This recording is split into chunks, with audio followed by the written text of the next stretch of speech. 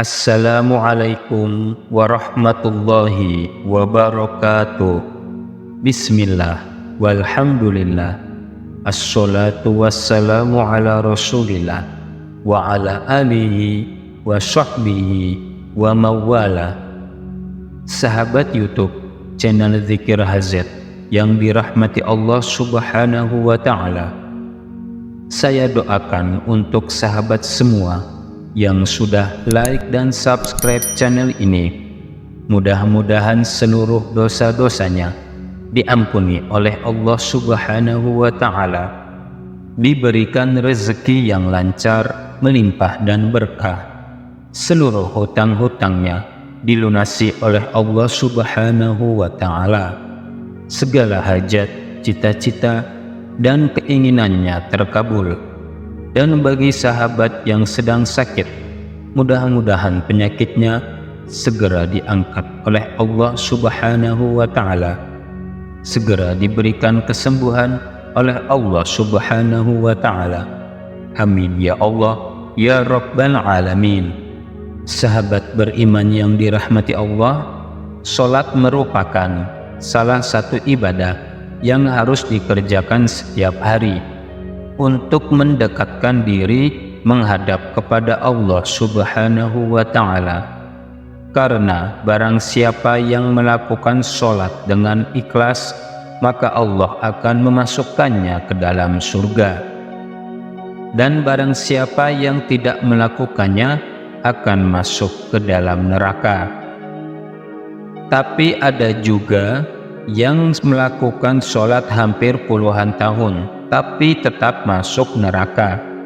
Ada kisah salah seorang ulama yang bernama Abu bin Hashim yang setiap harinya selalu melakukan sholat 5 waktu, dan sholat malam pun dirinya selalu tidak pernah putus.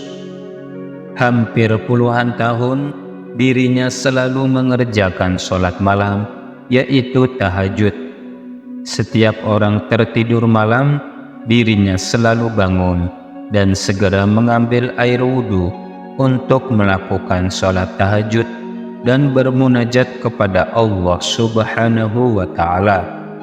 Pada suatu ketika, saat hendak mengambil wudhu untuk tahajud, Abu bin Hashim dikagetkan oleh keberadaan sesosok makhluk yang duduk di bibir sumurnya. Abu bin Hashim bertanya, "Wahai hamba Allah, siapakah engkau?" Sambil tersenyum, sosok itu berkata, "Aku malaikat utusan Allah." Abu bin Hashim kaget sekaligus bangga karena kedatangan tamu malaikat yang mulia. Abu bin Hashim lalu bertanya, "Apa yang sedang kamu lakukan di sini?" Malaikat itu menjawab, "Aku disuruh mencari hamba pecinta Allah." Melihat malaikat itu memegang kitab tebal, Abu bin Hashim lalu bertanya, "Wahai malaikat, buku apakah yang engkau bawa?" Malaikat menjawab, "Ini adalah kumpulan nama hamba-hamba pecinta Allah." Mendengar jawaban malaikat itu, Abu bin Hashim berharap dalam hatinya namanya ada di situ. Maka ditanyalah malaikat itu, "Wahai malaikat, apakah ada namaku di situ?" Abu bin Hashim berasumsi bahwa namanya ada di buku itu, mengingat amalan ibadahnya yang tidak kenal putus, selalu mengerjakan sholat tahajud setiap malam, berdoa dan bermunajat kepada Allah subhanahu wa ta'ala di sepertiga malam. "Baiklah, aku buka," kata malaikat sambil membuka kitab besarnya. Dan ternyata malaikat itu tidak menemukan nama Abu bin Hashim di dalamnya. Karena tidak percaya, Abu bin Hashim meminta malaikat mencarinya sekali lagi. "Betul, namamu tidak ada di dalam buku ini," kata malaikat. Abu bin Hashim pun gemetar dan jatuh tersungkur di depan malaikat. Dia menangis sejadi-jadinya. "Rugi sekali diriku yang selalu tegak berdiri di setiap malam dalam tahajud dan bermunajat, tetapi namaku tidak masuk dalam golongan para hamba pecinta Allah, kata Abu bin Hashim sambil menangis.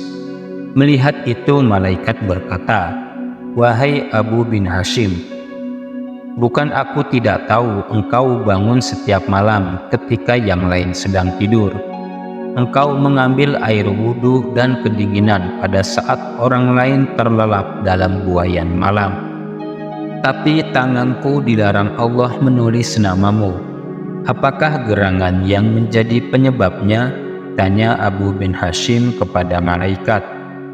"Engkau memang bermunajat kepada Allah, tapi engkau pamerkan dengan rasa bangga kemana-mana dan asik beribadah memikirkan diri sendiri, sedangkan di kanan kirimu ada orang sakit, ada orang kelaparan, tidak engkau tengok dan tidak engkau beri makan.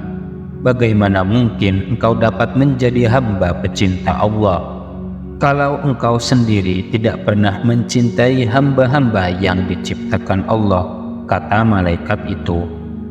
Abu bin Hashim serasa disambar petir di siang bolong. Dia tersadar hubungan ibadah manusia tidaklah hanya kepada Allah semata, tetapi juga kerjasama antar manusia dan kepada alam.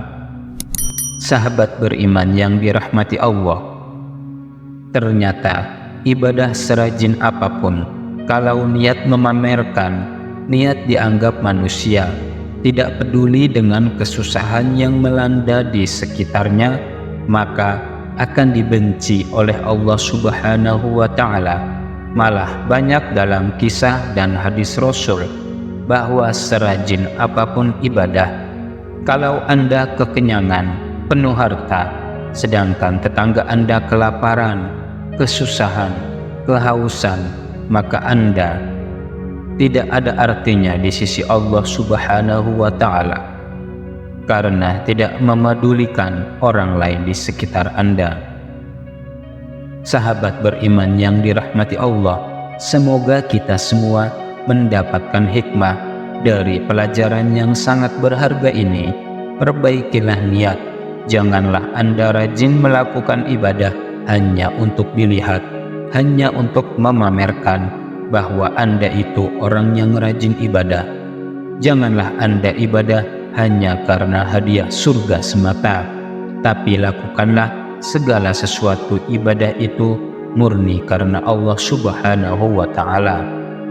Demikian yang bisa saya bagikan, semoga bermanfaat. Wassalamualaikum warahmatullahi wabarakatuh.